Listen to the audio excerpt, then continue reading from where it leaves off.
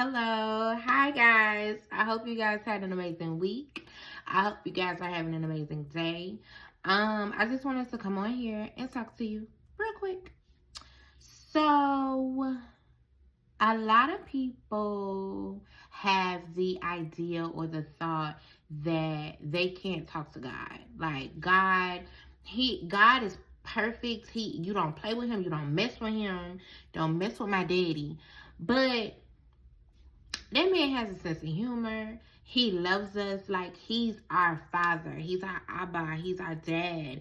And if you have a relationship, me, I didn't have a full-time daddy. So some things I missed out on. So if you are one of those ones who lived in a home with a single parent, it is kind of hard to adjust when somebody does come into your life and they play the role of the step parent.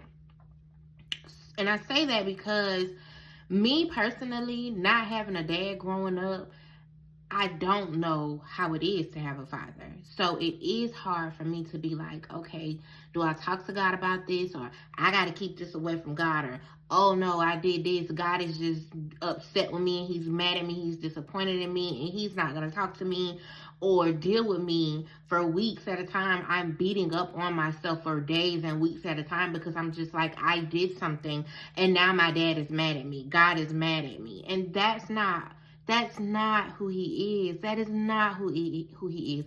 No, you don't play with him. No, you don't joke about him. But know that he don't play about you either. In the Bible, it does state that God knows every hair, every piece of hair on that head. On that head, he knows how many hairs are on your head. That man knows you. He knows what you're gonna do before you do it. He knows your thoughts. He knows your insides and outs. He knows. With that being said, I am becoming more raw with God. Like I'm letting God see.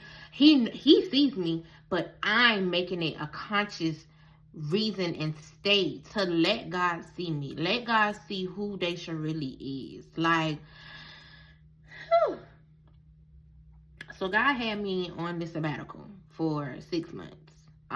It just ended a few weeks ago. But for 6 months, God had me on a sabbatical, and I know I was running from it. Like, I knew that I was supposed to be on this sabbatical, but I was running from it for, it seemed like years I was running from it. Just because I knew that it was going to cut out certain things that I wasn't ready to give up. Men say, I don't know what I could say on TikTok. Can I say that? I should be able to say that. Dancing. Okay, dancing. When we're talking about the birds and the bees coming together, we're gonna call that dancing on this channel. So I didn't want to give up men. I didn't want to give up dancing. I didn't want to give up drinking. I didn't want to give up partying. I knew me going into a sabbatical, I was going to have to stop doing a lot of things that I wasn't ready to stop doing. But finally stopped running from it, finally went on a sabbatical, and before that, I would talk to guys. It wouldn't work out. I would talk to guys. I would share myself with guys. And it never worked out, or I don't know, I stopped liking them, or they stopped liking me, or however it goes. Me and guys, we weren't working. It wasn't working out. I wasn't finding my Prince Charming. Thought I found him. Thank God snatched me out of that. But going into the sabbatical, I stopped talking to guys. I stopped entertaining guys. I stopped dancing. For a while last year, me and my girls, we went on a cleanse. We weren't drinking. Last year, it was just a lot of, I can honestly say it was just a lot of me cleansing myself. Me purging, me getting to know me getting to know the raw Daisha, me getting to know God, me, building my relationship with God and seeing who he really is and having a raw conversation, having raw conversations and having a raw relationship with God. So, coming out of that sabbatical, I don't know what I went through in that 6 months. I'm bringing it out. I'm not going back. Okay, we out of the sabbatical. Let's go back to no. We learn from it. We grow from it. We keep it pushing. To the fact that I'm still not dancing and it's hard. Okay, it is hard to not dance, and I am a female. And baby, let me tell you something. I don't know if you know, because I think the girlies, they're just starting to figure it out, because who talks about this stuff? Like, yeah, we had dance and ed in high school, middle school, or whatever, but who really gets down to the nitty gritty? Let me tell you something, ladies, because I'm me, big sis, I'm gonna put you on, because I wish somebody would have put me on, because I thought I was going crazy. Okay, there is a time of the month, and not that time of the month. There is another time of the month. Are you just going crazy? Like ready to jump on boxes and books and shelves and running into stuff? Just, baby, I be running into stuff just so I can feel it, just so I can feel something. That's your ovulation period. You know, they say you got an ovulation period. That's when babies are made. Your body knows that. So your body, she just start going crazy because she knows there's a baby that needs to be made in this time, or there's a baby that's supposed to be made in this time. So she amp you up. She getting you ready. Let's get it. Let's go, baby. I ain't no, you already hot and ready.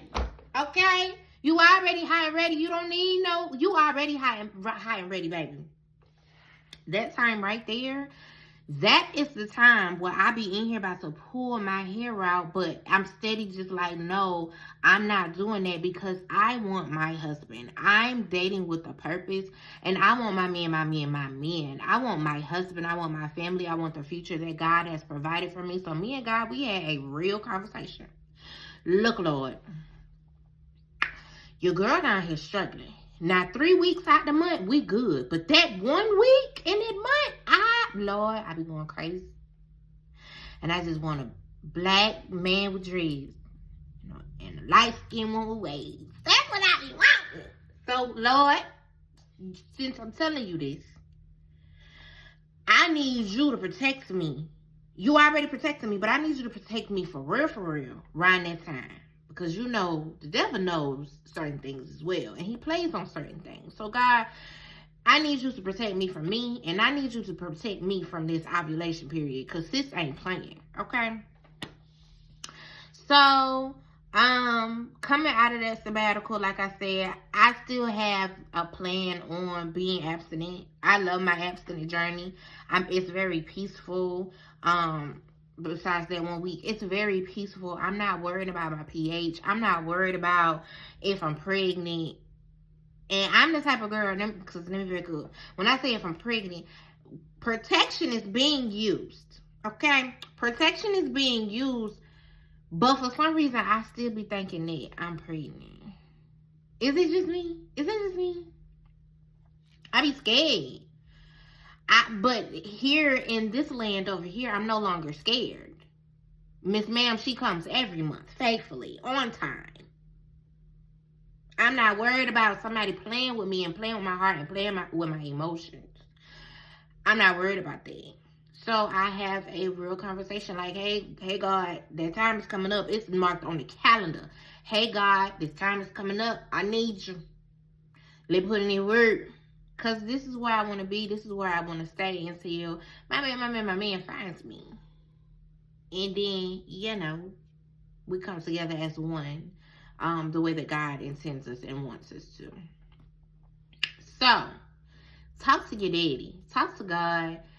He's funny. He's hilarious. Trust me, I know. Because he be playing.